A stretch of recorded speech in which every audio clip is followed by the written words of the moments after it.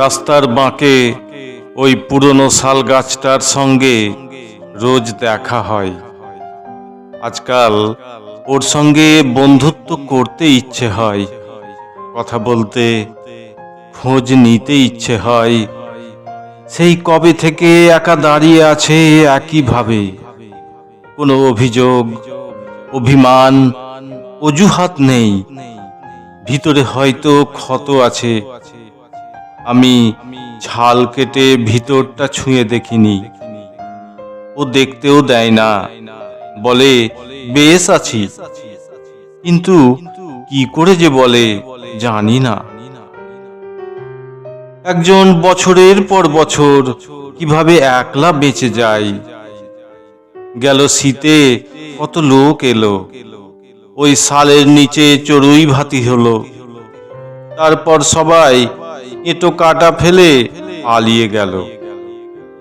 বসন্তে একটা পাখি এলো, কতদিন ঘর করলো এখানে, ছায়া পেল, বৃষ্টি হাওয়ায় মাথা গোজার জায়গা পেল। শালটিকে বলেছিল এখানেই থেকে যাবে একসঙ্গে।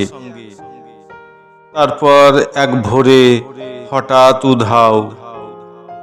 শালের গোড়ায় শুধু ভাঙা বাসা আর খড়কুটো।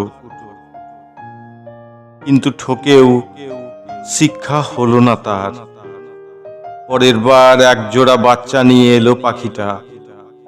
শালটা দেখি আবার মেনে নিল। বসন্তের ভরসায় শীতে নিজের সব পাতা ঝরিয়ে ফেলল। আর মাস পেরিয়ে আবার একলা।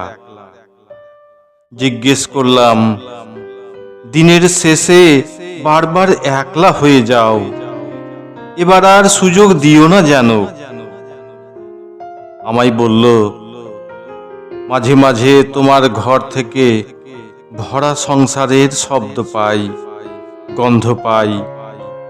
তারপর আবার মেঘলা বিকেলে আমার সঙ্গে গল্প করতে আসা হয় কেন? মেঘলা বিকেলে আমার সঙ্গে গল্প করতে আসা হয় কেন?